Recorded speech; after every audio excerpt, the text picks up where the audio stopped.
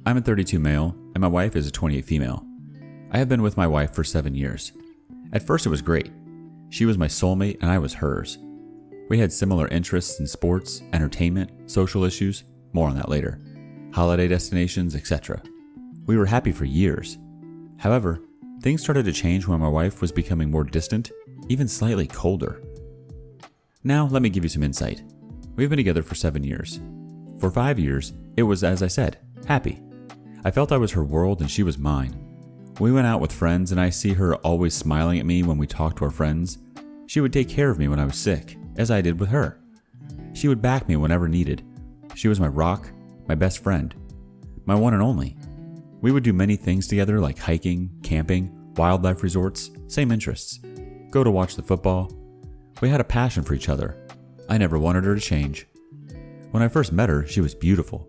Brunette, curly hair, stunning smile, and so nice. She always implied the same with me. She made me feel special. Not once did I feel inadequate or insecure about myself. More on that later. As I said, for over 5 years it was great, but things started to change when her new supervisor started her work. I'm calling him Margus 30. Now, at first, she would come home and talk about Margus. She would say that he's funny and makes people feel good. Of course, I was slightly taken aback at first because she would usually come home and ask about my day and hers. But she immediately talked about Margus straight away.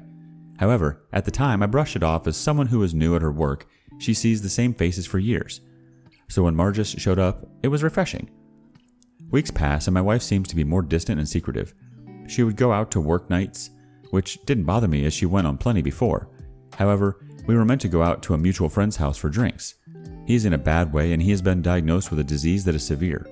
My wife, as I said, is usually a rock, really empathetic and supportive. So when we found out about our friend, Daniel, 32, we didn't hesitate to go over and show our support. The night came to an end and my wife was running late from work night out. I called her a few times and got no answer. I texted her, no answer. After waiting, I decided to go to Daniel's myself. Daniel and I talked about how he's adapting and coping. During that time, I felt for Daniel. Such a nice guy to have this is cruel. Afterwards, I got home and I'm seething. My wife is still not home. No missed calls or texts. Seriously? I couldn't believe it. I was getting worried if she's been in an accident. So I called her work colleague Jane, 28. I got on with Jane and asked her if Kelly, my wife, is out with her. Jane said that she is, but Jane went home and it was just her and Margus left out. I was angry. So angry. We have known Daniel for years and she would skip meeting our friend over a guy she just met? I kept telling myself there was an explanation for this. I waited until she got home. Eventually, she arrived home and saw me in the living room looking at her. "What's wrong? Everything okay?" I looked at her in bemusement and said, "Daniel." She looked mortified. "I'm sorry, I forgot. I was out with work friends and lost track of time." She looked sincere. Her and Daniel are good friends, so maybe she did forget. I did ask her a question. "Who was out with you?" She replied, "As usual, Jane, Sophie, 30, etc." I replied, "Not Margus?" "Oh yes, he was there." I pressed on, remembering what Jane said. "Did everyone stay out until the end?" She replied, "Yes, it was a good night." The next day, I'm angry. I don't say anything to my wife, but she has never lied to me before. She has never let anyone down before. I couldn't grasp that she would bail on our sick friend for a guy she just met. The next few days, my wife was becoming more distant. She would come home later and not be affectionate towards me. I still put this down to workload maybe, but when she got home, she would be on her phone constantly. I asked her, "Who is it that you're always texting?" "Just a friend from work," she said. I asked her, "Is it Margus?" "No," she said. "But what's the problem if it is?" I never saw my wife get defensive like this, but I was going to be honest. I replied, "Because you never shut up about him. He's been working with you for under a month and you seem to idolize him. Your face sparkles when you talk about him. So much so, you forgot about Daniel." I could tell I hit the spot. She replied, "No, I do not idolize Margus. He's nice, but just a friend. And I apologized to Daniel already." This wasn't enough. I waited until she was asleep and checked her phone. And surprise, it was full of sext messages between them. I took photos of the conversation for later. A week has passed and it's still continuing. The late nights, the lack of affection. I spoke to a friend about my concerns and he said, maybe I'm being paranoid. Try to do something new, like make her a surprise dinner. I liked that idea. So I texted my wife and asked her if she's busy after work. She replied, "No, I'm free." It seemed to be a nice text conversation, so I made her dinner. Got a nice bottle of wine and flowers. She got home and looked sad at me. She said she's really sorry, but a friend from work is organizing a surprise birthday party for a colleague, and that night is the only night they have. I shook my head in frustration and anger. She literally left right after I drove off. This was it. After months of suspicion, I needed proof. I know you must read this and say to yourselves, "Friend, can you not see the signs?" I could, but I was hoping that I'm wrong, hoping that it was a bad dream. Truth is, I was scared to find out, but I had to. I needed proof. So, I wasn't proud of it. I put a tracker in her car. I pretended to be at work late so she didn't see me when she got home. She did arrive home. I watched from a distance, and she set off again in her car. I followed her as she went further out of town. She eventually pulled into a car park that was secluded in the corner. She was waiting until another pulled up next to her. It was him, Margus. She got out and got into his car. It was obvious what they were doing. I recorded her getting into his car for evidence against her. For the next few days, she acted like everything was fine. I mean, I know that she doesn't realize I know, but she was acting like normal, smiling to me, even holding my hand at breakfast. She left to go to work. I had a day off and decided to snoop on the laptop to see anything suspicious. There was nothing. But when I was looking through her drawers, I know, not my proudest moment, I saw an iPad under her bottom drawer. It wasn't mine, so I assumed my wife bought it. Luckily for me, it didn't need a password. I don't know if she forgot to lock it, but I got lucky. I got in and looked. Now this is where the damage really hurts. I looked at the iPad and checked to see text conversations, but nothing. However, what I was about to see I will never ever forget. There was a folder of pictures of my wife naked, making sexual positions for him. There were so many. But there was more. There were videos. I know I shouldn't have looked at them, but I did. The videos were graphic. Margus is sleeping with my wife, and my wife is enjoying it. But that is not all. My wife was seen sleeping with another woman and another man, with Margus there. But the other man was someone who really made me sick. He is a bigot. He had vile tattoos of certain groups who are vile. Like I said, a vile human being. It seemed that Margus agreed with his views, which was fitting. I couldn't believe it. My wife being with a man who held bigoted views? This was a woman who detested any form of bigotry, as did I. So why would she do this? What did she see in him? It was seeing her being fully complicit that really got to me. During our marriage, we always talked about fantasies but never acted on them. As a man, it was threesomes, etc., but my wife said she would never do it, never sleep with another woman or do anything that makes her feel uncomfortable. I accepted that without a second thought. It didn't bother me that she didn't want to do it. I loved her. So to see her doing things that she never did with me hurt. Hurt really bad. I watched all the videos. I know, I'm stupid. I copied the videos and pictures to my laptop for evidence of infidelity, because that's all that matters. I want her gone. I just don't know why she did it. I don't know why she refused me the fantasy route, if you will. What made him so special? Why was she into a man that I thought she despised because of what he represented? Anyway, I spoke to Daniel about everything. He is a great man and a friend. He couldn't believe I was talking about my wife. He was disgusted with her, but noticed her change as well. I told him that I want to divorce her. He understood. He said I have enough to back me. He told me that confronting her and him is pointless because she has already made up her mind. He said that I need a fresh start and to find someone who is themselves and not a mirage of a woman I married. Like myself, Daniel hates vile racists and shook his head that my wife did this. Daniel has known my wife a lot longer than me. After speaking to Daniel, it made me feel like I was in control. For months, I felt that she was in control. I was afraid to find out the truth. I didn't confront her more sternly when I was suspicious because I was afraid of the outcome. At the time, I didn't know if I wanted to leave her or make it work. But after the videos, pictures, and texts, I damn well knew what I must do. I went to the lawyers to file for a divorce. I had enough. My wife was still acting normal, still on the phone constantly, still going out late, I assume with him. I didn't care. I had to wait 3 weeks for the papers to come through. I got them. I decided to move out. Luckily, we rented and our lease was running out in 3 months. I was prepared to pay until then. Anyway, I wanted to move out. So the day came. She went to work. I made up that I had to go in later to cover for being short-staffed. She shrugged and said, "Okay." No goodbye, hug, or kiss. Still, that hasn't happened for months, so I was used to it. She left. I packed up my essentials and put the divorce papers on the kitchen table along with my wedding ring. That was it. I stayed with my friend from university, Adam, who lived in another city. I was grateful, but more grateful that it was far from her, the city, our same social circle. I wanted nothing to do with any of it. I told my parents about what happened and they were shocked but fully understood. I obviously didn't tell them every little detail. There was no need. All I can think of at the moment is that I'm free. My wife would, I assume, agree, as it was clear that Margis is the one she wants. I hope that we get a quick divorce. I really do. Later that night, my phone was blowing up with calls and texts. It was my wife. I was surprised because I honestly thought that this was what she wanted as well. But it seems that I couldn't be more wrong. I didn't speak to my wife. I had no interest in it. I read her messages and all of them consisted of, "I'm sorry. I love you. Please can we talk?" etc., etc. This lasted for hours. I blocked her number and deleted all my social media accounts.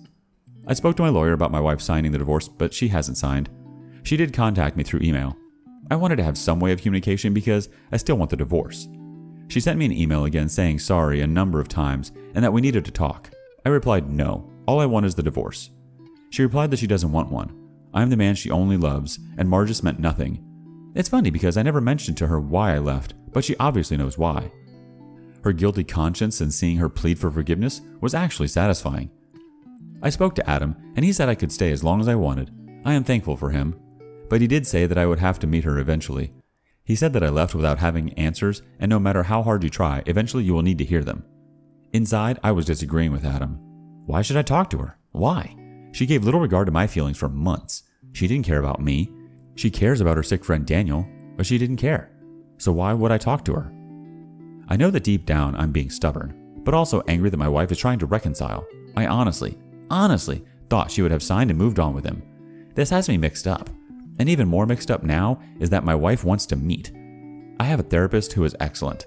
I talked about the affair, the pictures, the videos, all of it. I mentioned that my wife wants to meet up before she signs. My therapist was blunt. She said that when I left without telling her why, deep down you wanted her to plead and her to worry. You kept telling yourself she wouldn't care, but deep down you want her to care. You want her to feel pain, like she did to you. However, meeting her would take some of your control. She was right. She added, if you decide to meet in person, you must ask the difficult questions even if you don't like the answer. Because you do have questions and you are not moving on at all. You are running away because you are scared and the last 7 years were a lie. Like I said, blunt. That was 2 days ago. My wife really wants to meet and is inclined that she won't sign without meeting first. I speak to my parents and close friends about it. My dad said that you could force the issue of her signing, but that could take months. But if she's willing, no guarantee, to sign after you talk, then it's worth it. Adam agreed. I decided to meet my wife, although to say I'm nervous is an understatement. How should I approach this? What should I ask her? Should I be open or guarded? Any help and advice would be appreciated. Ask for some advice, you know you're gonna get it. Thrilla de Gorilla says, well, I'm a big fan of face-to-face confrontations. With that in mind, tell her flat out that a condition of meeting her is signing the papers. If she says no, then don't meet, and ghost her, and take the long road to divorce without having to see her ever again. If she says yes, then meet her, but allow her the floor to speak. Keep your questions, statements to a minimum, and control your emotions to the point where you display zero emotion, good or bad. If you become emotional, excuse yourself and go collect yourself and get back on mission. Your main mission is to get the papers signed. Remember, you have all the answers you need already. The meeting is for her, not you. She wants forgiveness, abdication, and to walk away with less shame and guilt. She's looking to get out of being held accountable. Yes, that knowledge to trade for her signature. Now, there's still a chance she won't sign. If she seems reluctant to sign, offer to work on the relationship after the divorce. Make her believe she's still got a chance with you. Yes, it's a lie, but F her, you want that signature, so lie to get it if need be. After you have her signature, make sure you expose the affair at her workplace. Call HR directly. Listen, bro, she's no longer an ally, wife, friend, or soulmate. She's an adversary in a legal matter. Nothing more, nothing less. Update. I'm sorry that my update has taken longer than I liked, as I was going to post the next day.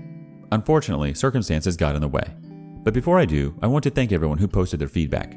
I read every single one, and I took everyone's advice on board. I was overwhelmed, to be honest. I really appreciate it. I also would like to point out some things regarding my previous post. The story has been set from just over a year ago. The last post is a catch-up to present time. Sorry, I should have claimed. So now this update leads up to the present day. As the story is now complete, but I'll section each story with an update heading. Update. I don't know where to start. A lot has happened since I posted. First, I moved back to where I lived. Living with Adam was great, but I needed to go back eventually. My soon-to-be ex is still in our house, so I rented a flat just outside of town. I told my wife that I'm coming back, and she was happy. However, I told her under no certain terms that I would be living with her. She understood, although she tried the generic, "We can sleep in separate rooms" line. No, I do not want that.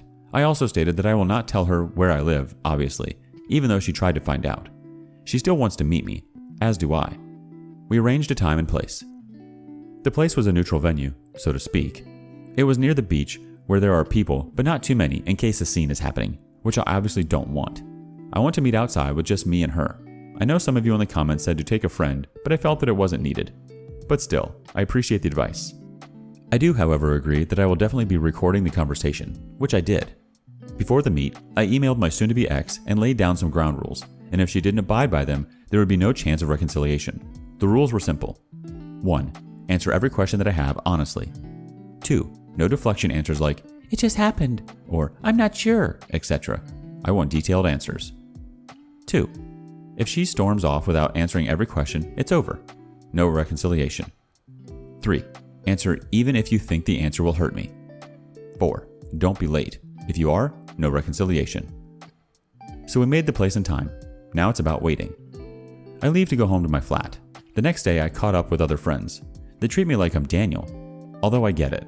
I got hugs and support, which I appreciated, but it seems, inevitably, that our breakup has spread. Although I question how they know. I only told a handful of people, but my wife inevitably told her family and friends, and of course, the domino effect would happen.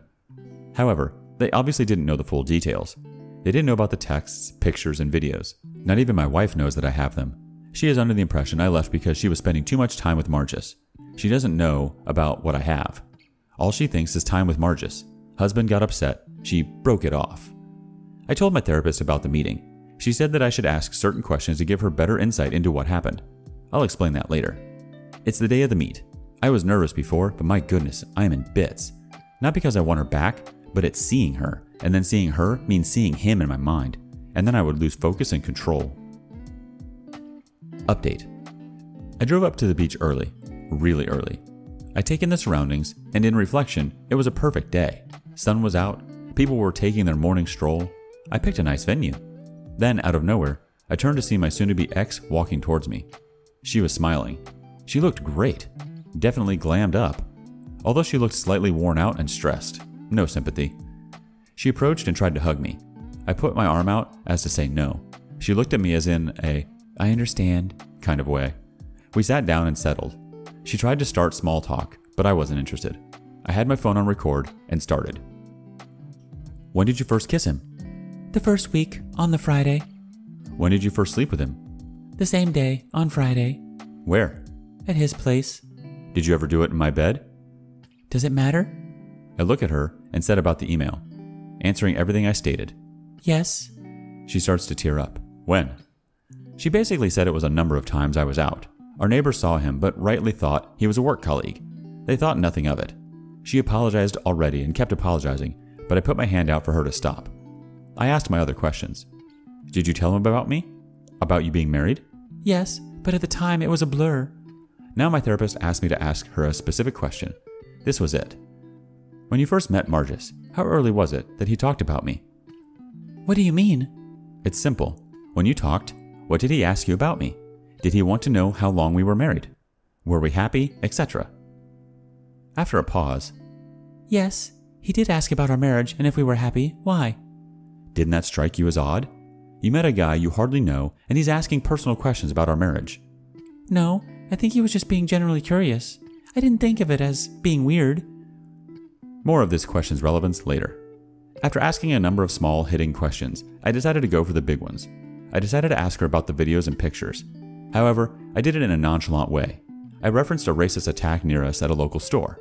Of course, if you read my first story, you will know about the views of Marcus and his friend. So I went soft and turned it like this. "Did you hear about the incident last Thursday?" What incident? The bigots who attacked the shopkeeper and trashed his store, not before spraying hateful graffiti everywhere. That's awful. Yep, it is. I can't stand racists, can you? She looked at me with a confused expression. I didn't say anything. Then it seemed to grasp exactly what I meant. She knew that I know about the pictures and videos. She started to cry again. This lasted for about 5 minutes. I pressed. "Why would you even go near men like that?"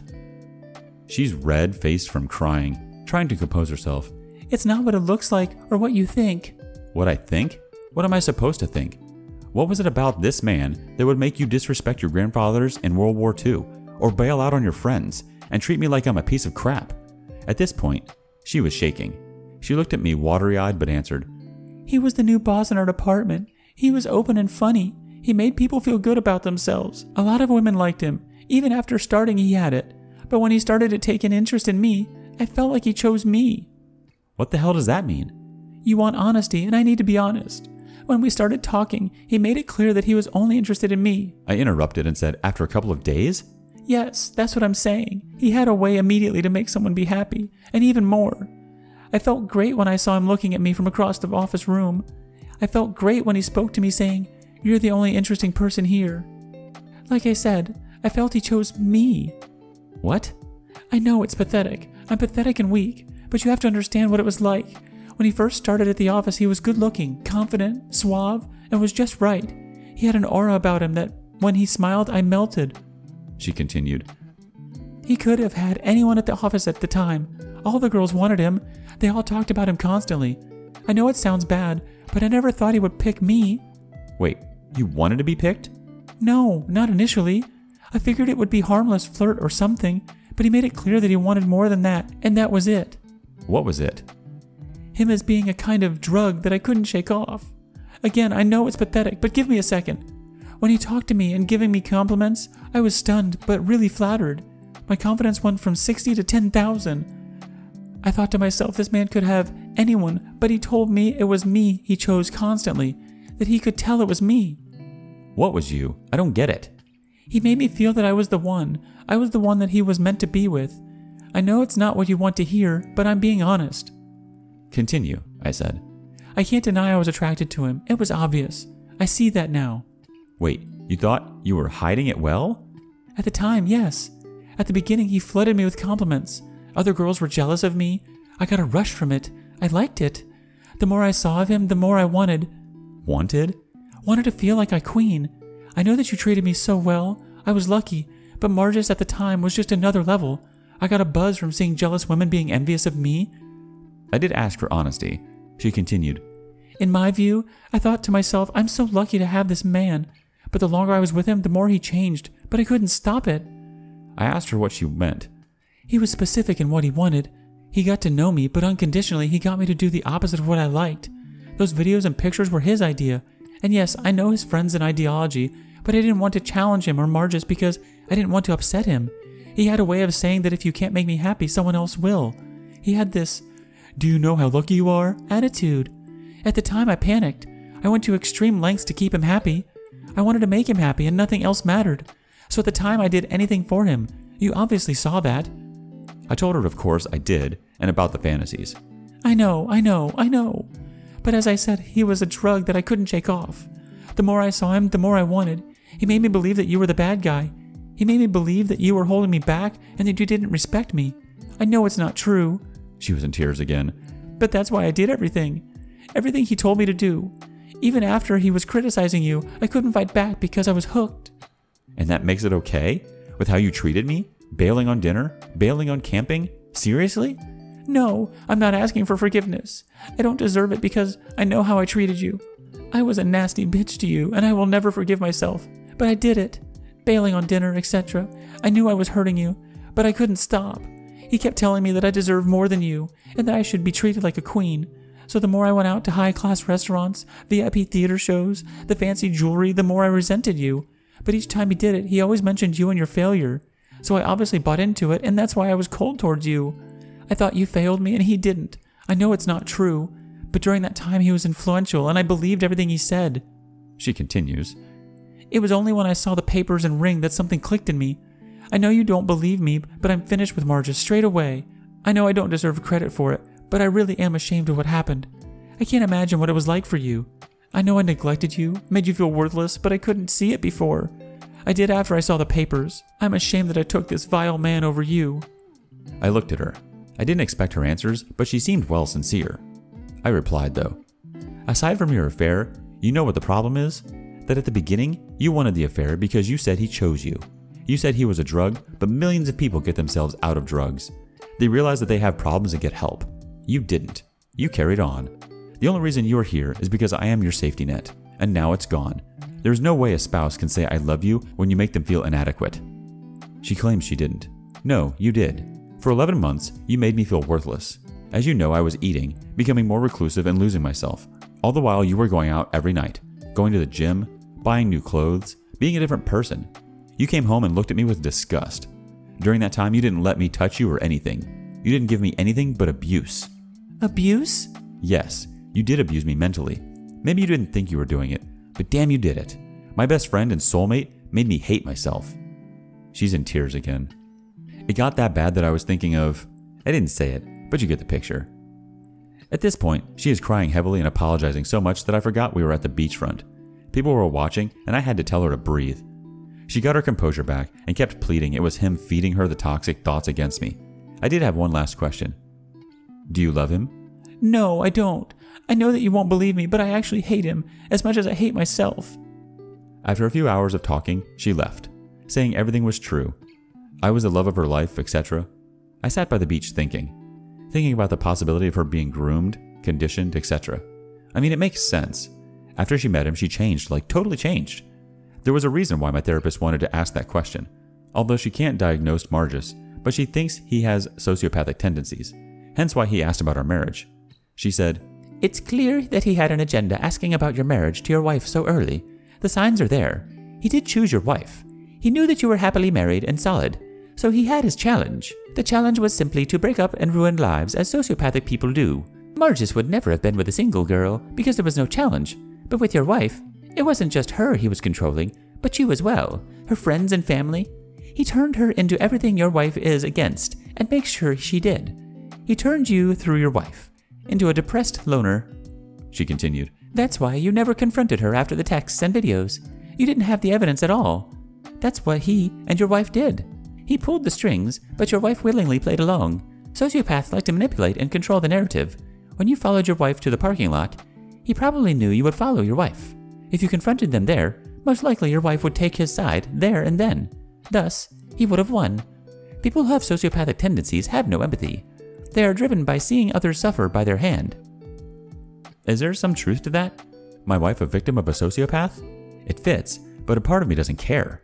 Well, part of me cares fully at times. Who was this guy, I kept telling myself. I never saw one man come in with such authority and ruin people's lives. But deep down, he was the package. He was a boss making decent money. He was 30, but looked 21, great physique, and had confidence. That would make women turn, right? But maybe my soon-to-be ex was right in that she finished with him that day I left. Because after I left, my neighbor said to me that Margus kept coming around to my house demanding to talk to my soon-to-be ex. He apparently did this a number of times, as my wife said when we met. He was acting like a physically abusive husband.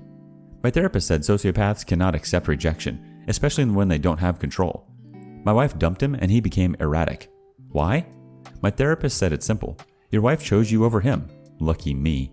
He manipulated her for under a year, and she still had the strength to finish it. That undoubtedly derailed his plans. Update. I contacted HR about my wife and him. Turns out other people contacted HR as well. It seems that the affair news is spreading. He left shortly after me and my wife spoke. I don't know where. I don't care. My wife also left before she was pushed. Apparently people are not too happy with her and her behavior, especially her parents. She is staying with her parents and relocating. She is getting help with a psychologist though, which she definitely needs. I still speak to her family and our friends. They try to say that I should meet my soon-to-be ex again, but that's not happening. She needs to concentrate on herself getting better, and her family said that M did a huge number on her. The divorce will be finalized in a few weeks. I know some people said she won't sign after the meeting, but I had to go. I had to know why she did it. I had to know. Do I feel better? In a way, yes. My wife was as honest as she could be, I think. The pattern of the affair makes sense. My soon-to-be ex asked if there is a chance of reconciliation eventually. I have to admit, I thought about it. Even if she is a victim of a master manipulator, how can I trust her? If I took her back, all I would be thinking about is him and how I cannot measure up compared to him. I would feel second best no matter what. She assures me that it's not the case, that I have always been her soulmate. Even after she said it, my life with her wouldn't be the same.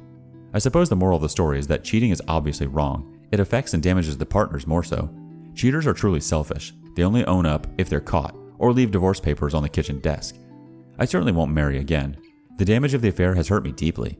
I still feel inadequate about myself, that I'm not good enough. Although I have been going to the gym again, hiking and camping with friends. I've been trying to stay active, trying to move on, but I have to do this hate. Hate my soon-to-be ex for easily falling for him, and him choosing my wife. Why did it have to be her, I kept telling myself. But these questions I ask myself are pointless because it's done now. The damage has been done, and it still hurts. I still have my job, and moving to the outskirts of the town is good. I'm not one of those people who move thousands of miles away, although I get it. But my work and social circle have been good to me, and I don't want to lose it. If I relocated completely, then I feel they won, and I refuse to be a victim. My therapist said that it will take time. Time to heal. Just be patient. Well, that's it. There isn't much to update, so this will probably be my last post. I want to thank everyone who posted on the last blog. All your comments I took on board and fully appreciate it. Time for some closing comments. Salvador M1 starts us off. You, sir? You are the ultimate alpha. The way you handle the situation was just flawless. Also, what an amazing therapist you have. Keep her, and keep on healing. I'm sure you will. Cranach closes us out. While I believe that her manipulation and conditioning played a role in what she did, it still doesn't change that she made a decision to cheat on you all the way on the first Friday with him. At that time, she wasn't manipulated or conditioned. Those things take time. Even more as she has been a loving and caring wife before. No, she wanted this to happen and made a decision not to break up with you, but to cheat on you. Early on, she made the decision that this guy is more important to her than you are, which finally set her up to get conditioned by him. That he was even able to condition her was only based on her own decision, because she wanted him. The humiliation and abuse you experienced afterward from her might have come from her being manipulated, but the first decision to cheat on you only happened because she made a conscious decision to do so. I applaud you for being able to meet with her and to even listen to all she said. I don't think that many could have done that. Stick to your decision. Divorce from her, and after that, never see her again. If there was ever a case where the damage done was just too much to be repaired, then it is here. Take your time, focus on your healing, and be proud of yourself for getting yourself out of that abuse. That is what I want you to take away from this all for yourself. In a time of great hurt, when the person you cherish the most betrayed you on such a deep level, you stood up for yourself and did what you had to do to get out of there. And in your case, you even did it with your dignity intact. You are worth so much more than to be treated this way.